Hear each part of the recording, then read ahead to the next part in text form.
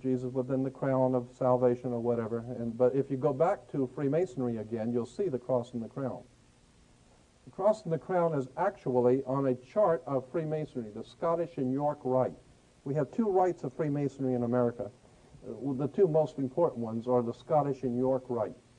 The York Rite comes from England, York, England. And when the York Rite came from England, and again I'm saying that this is like a shotgun effect. I'm just making you aware of some interesting little connections. We can get into all of this later.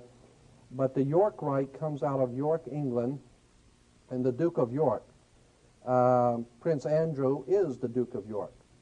The Duke of York, the York Rite Freemasons come to America. When America was founded, the first thing they did when the Columbians came over, the York Rite Freemasons came over.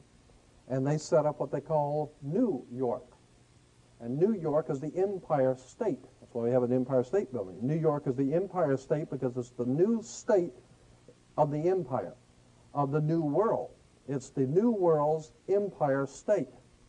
And the Empire Strikes Back. We get into George Lucas, Steven Spielberg with their Empire Strikes Back and all of that kind of stuff.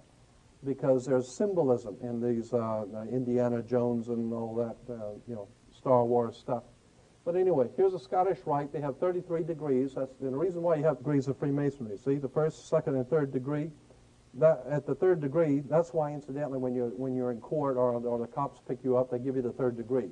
Right? Reason because the police department is a Masonic order. They wear the Masonic symbols of power on their arm.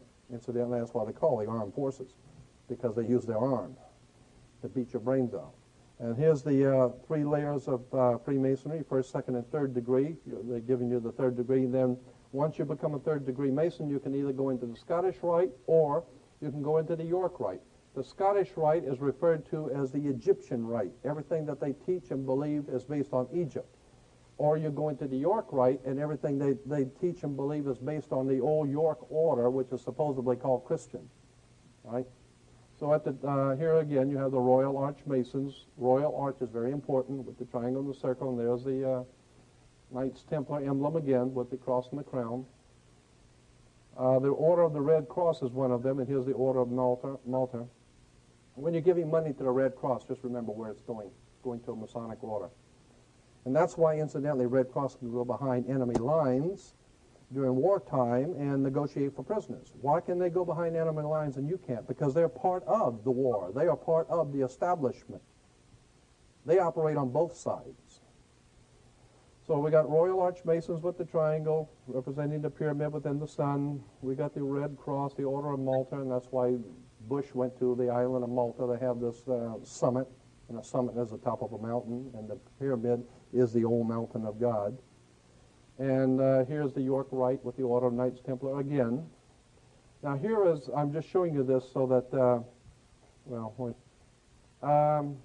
here is the, again, it says the pilgrimage to Virginia of the Knights Templars with the cross and the crown and the Star of David with the Masonic handshake. That's the Knights Templar Masonic Order. And here it is on the Watchtower Society of Jehovah's Witnesses. So a lot of people, poor Jehovah's Witnesses, they have no idea in the world that the man that founded their order, Charles Taze Russell, was in fact a York Rite Freemason. He was financed out of London, England by Lord Philippi de Rothschild. His money came from England to found an order called British Israel Freemasonry. He is nothing more than a Freemasonic conspirator to help the masters in England take over our banking system and our government and have everybody prepared to crawl on their knees and wait for God's kingdom, and Jehovah's going to come and save you. Don't bet on it. Cross and the Crown Lutheran Church. That's many places. Kingdom Identity Ministries, we got the cross and the crown. It's found in different churches throughout. Here it is again. All these are like what am I trying to say? A catalog for religious symbols. And here's a grinning Cheshire cat with his, and he's got the cross and the crown. So when you go to churches and you see this cross and the crown, just know there ain't nothing holy about it. It don't represent nothing holy. It represents a very powerful secret society. Same people who are printing your money are directing the churches. Freemasonic orders. Here's Christian Science, cross and the crown. Mary Baker Eddy's husband, was a Freemason in Germany. He was connected to the cross and the crown of the York Rite. You find it everywhere. And I'm just making a point, and the point I'm making here is that so many things that we see in churches we think are religious, we haven't got the faintest idea where these churches came from and what they mean. Here it is on church rings, commitment to Christ, where they have Masonic symbols on the... Anyway, here's right here in Pasadena, the Methodist Hospital right over here, we're walking distance. Methodist Hospital, Southern California, Masonic emblems from Europe with the cross and the crown. And they're called, incidentally, those this is interesting, those Freemasons who are operating out of hospitals are referred to as Knights Hospitallers. They are the Knights Hospitallers.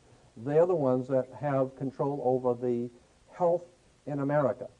The American Medical Association, the American Health Associations, all hospitals come under the Knights Templars, or what they call the Knights Hospitallers. So when you hear all this crying and complaining on the news by the politicians talking about the absolutely prohibitive cost of medical care, what they're saying is our brothers in the Knights Hospitallers need some more money. So they're jacking up everything. We're being had. We're being had by some very powerful secret societies that control our very life. Everything we see, everything we hear, our food is dominated by them. They're putting chemicals in our food. They're killing our people. They're beating people up in the street. They don't really care. These are fascists. They don't care a thing about you or anybody else. They have only one thing in mind, and that is the direct control over the human race. It's called the New World Order. Here's a community Bible church over in Van Nuys, off of Van Nuys Boulevard. Incidentally, you'll see pyramids all over it and triangles. And here's the front. And inside, you can't see it too well. I got to do a better picture of that. But anyway, it's the cross and the crown. Santa Anita Apostolic Church, cross and the crown. It's right here on the Santa Anita Boulevard. Here's another one. This is over here on Colorado Boulevard in Pasadena. It's I think it's a Presbyterian church or a Methodist, I'm not sure. Inside, here it is again. And so when people see all of this, it looks very holy. What you don't understand is that this comes from the Middle Ages. These are symbols out of the Middle Ages of secret societies of Freemasons. These are Freemasonic emblems, the colors. There's a reason for the blue. There are a reason for colors. There's a reason for the symbols. It hadn't got a thing to do with the Lord. It hadn't got anything to do with anything that's holy.